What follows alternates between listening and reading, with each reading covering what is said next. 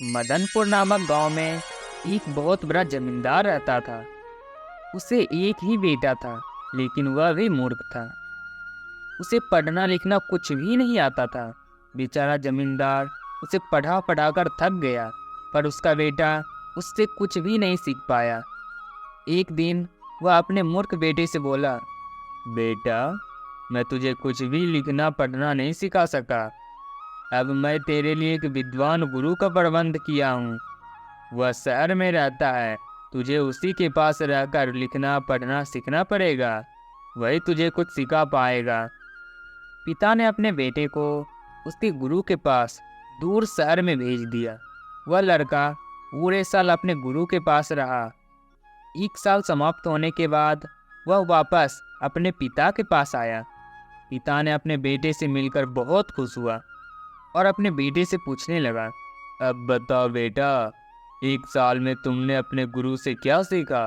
पिताजी, मैं अब कुत्ते की भाषा पूरी तरह से समझ सकता हूँ।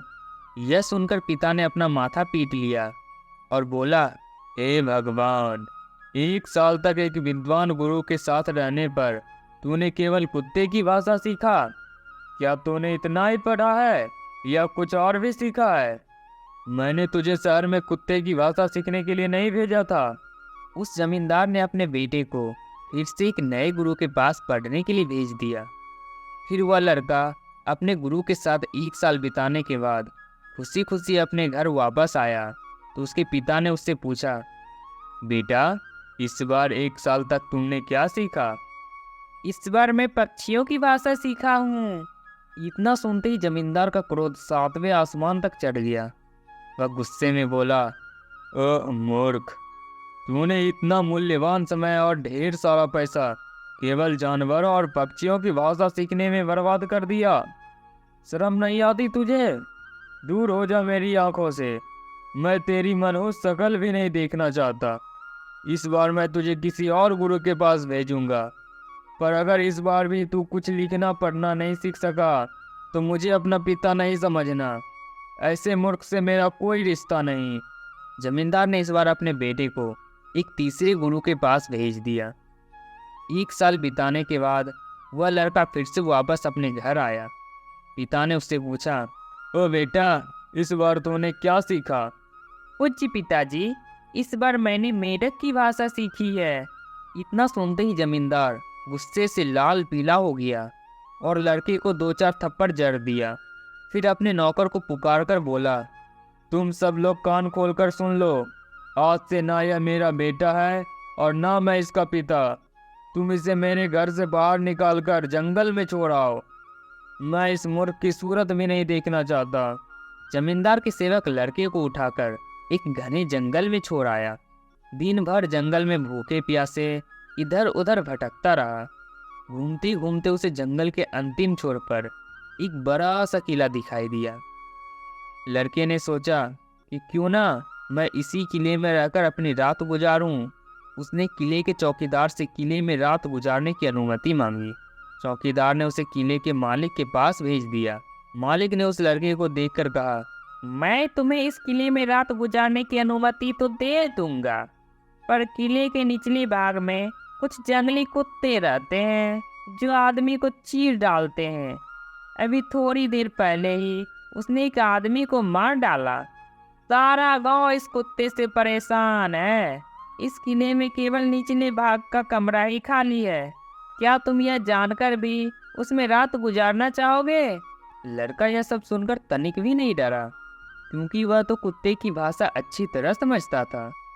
वह किले के मालिक से बोला, ठीक है, आप मुझे उन भयानक कुत्तों के साथ रात बिताने की अनुमति दे दीजिए, लेकिन पहले मुझे उन कुत्तों को कुछ खिलाने के लिए दे दो, ताकि कुत्ते मुझ पर झपटे नहीं। किले के मालिक को उस लड़के की बात पर विश्वास नहीं हुआ, क्योंकि वो कुत्ता तो बड़े बड़े पहलवान के बस में भी नहीं आते थे। फिर भी उसने कुत्ते के लिए बहुत कुछ खाने को दे दिया। वह सचमुच उस पागल कुत्ते से छुटकारा पाना चाहता था। वह स्वयं उस लड़के को अपने किले के निचले भाग तक छोड़ कर आया। जब वह मूर्ख लड़का कुत्ते की कमरे में घुसा तो उसमें से कोई भी नहीं भौंका, बल्कि प्यार से उसके सामने पूंछ हिलाने लगा। लड़के ने जब खाने का सामान उन कुत्ते के सामने रखा तो सभी कुत्ते उस खाने पर टूट पड़े। बाद में लड़के ने उन कुत्ते के कमरे में पूरी रात गुजारी। अगले दिन सुबह जब वह लड़का उस किले के मालिक के सामने बिल्कुल ठीक ठाक पहुंचा तो वह हैरान हो गया। कि हैरानी दूर करने के लिए लड़का बोला, उन कुत्ते ने मुझे अपनी भाषा में बताया कि क्यों वे इतना अधिक भौंकते हैं और क्यों वे इन जगह के लोगों को हानि पहुंचाते हैं। दरअसल उन्हें श्राप मिला हुआ है और उन्हें एक बड़े से खजाने की देखभाल करनी होती है। ये खजाना इन किले के निचले हिस्से में दबा हुआ है। उन सबको तब तक शांति नहीं मिलेगी जब तक यह खजाना वहाँ से नहीं उठा लिया जाता है। किले के मालिक को उस लड़के की बात पर विश्वास नहीं हुआ कि इतने भयानक कुत्ते ऐसा कर सकते हैं। वह बोला, ठीक है, मैं तुम्हारी बातों पर तभी विश्वास करूंगा जब तुम वह खजाना खोद कर ऊपर लाओगे। वह लड़का फिर से किले के निचले भाग में गया और कमरे के फर्श के नीचे से एक बड़ी सी पेटी उठाकर ऊपर ले आया। यह पेटी बहुमूल्य हीरे जवाहरात से भरी हुई थी। किले का मालिक इतना सारा खजाना देखकर बहुत खुश हुआ और उस मूर्ख लड़के को अपना बेटा बना लिया। खजाना निकलने के बाद से कुत्ते का भौंकना भी बंद हो गया। तब पूरे गांव वाले ने शांति की सांस ली। कुछ समय उस किले में रहकर उस लड़के ने रामपुर नामक गांव के मंदिर जाने के बारे में सोचा। रामपुर गांव जाते समय रास्ते में एक बड़ा सा नाला आया। उस नाले में बहुत सारे मेंढक भरे हुए थे जो बड़े जोर से टर टर की आवाज़ किए जा रहे थे। जैसे उसने मेंढक की टर टर सुनी तो उसे सब कुछ समझ आ गया और बहुत दुखी हुआ। कुछ दिनों बाद जब वह रामपुर पहुंचा तो उसे मालूम हुआ कि रामपुर के राजा का देहांत हो चुका है और वहाँ के सारे लोगों में वो शांति फैली हुई है कि इस पद के लिए किसे चुना जाए। वहाँ के सभी मंत्री यह सोच में थे कि इस पद के लिए किसे चुना जाए। महल के सभी मंत्री इस बात पर एकमत थे कि वह उसी को राजा बनाएंगे जो महल के फाटक से सुबह सुबह सबसे पहले अंदर आएगा। जमींदार का लड़का सुबह सुबह महल के फाटक पे पहुंचा यह जानने के लिए कि मेंढक से जो सुना था वह कहाँ तक सच्ची होता है। वह जैसे ही महल का फाटक खोलकर अंदर गया तो महल के मंत्रियों ने उसे घेर लिया। उसमें से एक मंत्री ने पूछा, क्या आप महल का राजा बनना पसंद करेंगे? लड़का सोच में पड़ गया कि वह इतने बड़े पद के लायक नहीं है। उस लड़के को चुप देखकर महल में खड़े दूसरे मंत्री ने बोला, यह शायद तुम पर ईश्वर की कृपा है जिसने तुम्हें यहाँ भेजा है। हमारे सबके निर्णय के अनुसार तुम ही इस पवित्र पदवी के लायक हो। लड़के ने उसकी बात सुनकर गहरी सोच में पड़ गया। तभी उस महल में बैठे दो कबूतरों की बात सुनाई दी जो आपस में कह रहे थे कि इस लड़के को यह पद ग्रहण कर लेना चाहिए क्योंकि यही ईश्वर की इच्छा है। लड़के ने कबूतरों की बात सुनते ही इस पद के लिए हाँ कर दी।